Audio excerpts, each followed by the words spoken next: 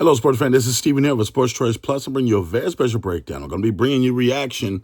ESPN did a top 32 NFL coaches and staff rankings. I have some things that I don't like, have some things that I do like, but we're going to be covering the top, I'll say top five. Before we get into that, I want to make sure that you're subscribed to the YouTube channel so you can know all the updates and all the breakdowns. Without further ado, let's get right into it.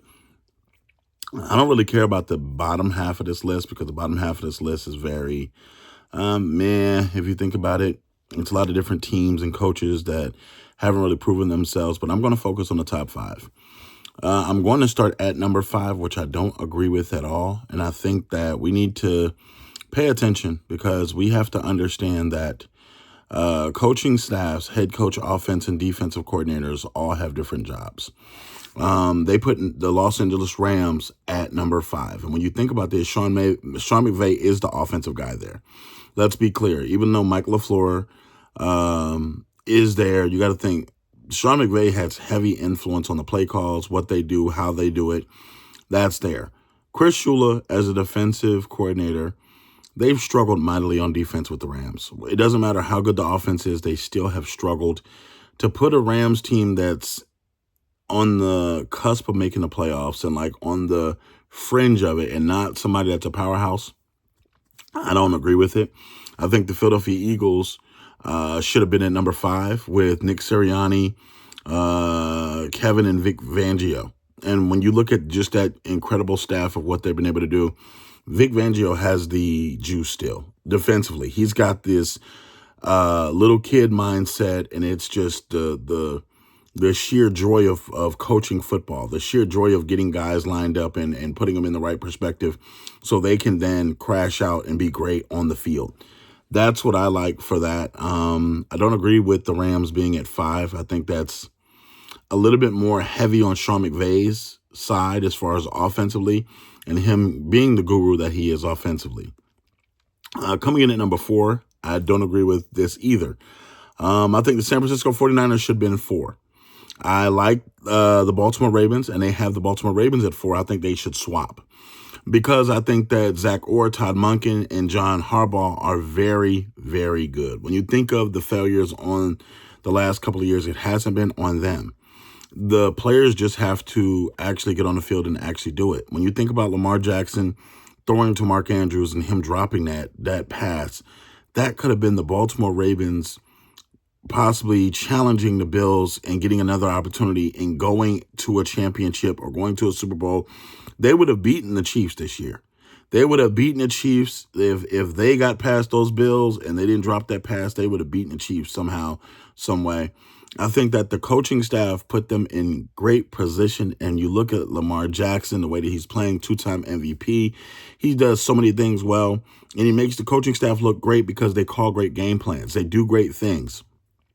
So, to me, I would have swapped. I would have put them at 3, and I would have put the 49ers at 4.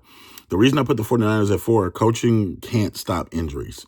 Let's just be honest. Kyle Shanahan is a whiz kid. They got Clay Kubiak, and Robert Saleh is back. Robert Saleh is back, and he's on the revenge tour. He was done dirty by the Jets, and he's going to get his revenge through the defense playing at a high level.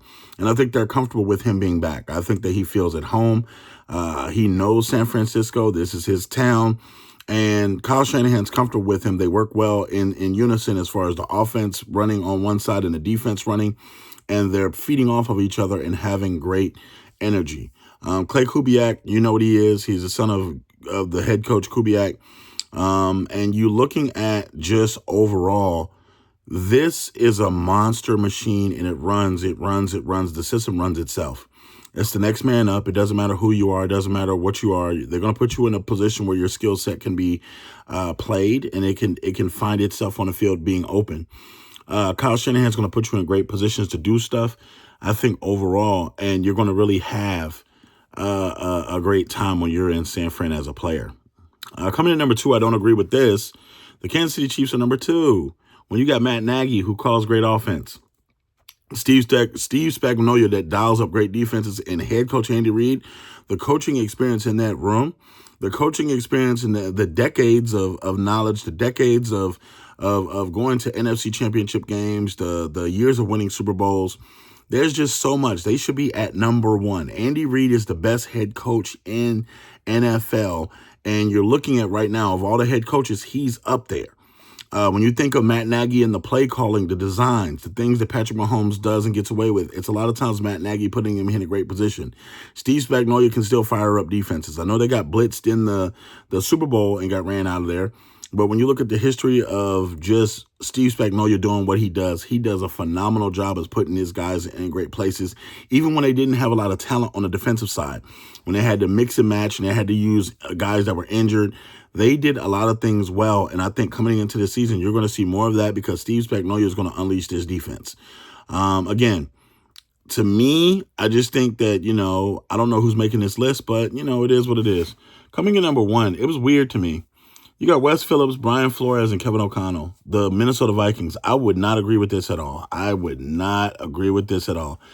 know if they're just sipping the Kool-Aid. I don't know if they're just, there's other coaching staffs on here that literally are better than what I'm seeing here. When I look at Buffalo with Sean McDermott, Joe Brady, when I look at Denver with Sean Payton, Joe Lombardi, Vance Joseph, let me see who else is on here. Let me see who could possibly justify being in it. Let me see. The Detroit Lions. They could damn near have a conversation with that. But it's so subjective. I think that Minnesota is a good team. I think Kevin O'Connell is a great offensive coordinator. Again, when you're talking about Brian Flores and his defenses and the exotic blitzes, what they do well is disguising and not showing their hands and still able to get to the quarterback. It's a tough. This list is tough. It's just, I wouldn't put Minnesota first. I would not put Minnesota first. That was not on my bingo card for this year. But they did put them there. I don't agree with it. You guys can tap in and tell me what you think about this. Again, if I was to do my list over, it would be a little different. The Rams wouldn't be in the top 5, nor would the Minnesota Vikings be in the top 5. So they haven't won enough. They haven't shown enough. They haven't done enough to show that, okay, this is a unique set of skill set or talent or whiz kids. So all you NFL fans, get in the comment section below. Definitely check out Sports Trace Plus, and we'll see you on the very next episode.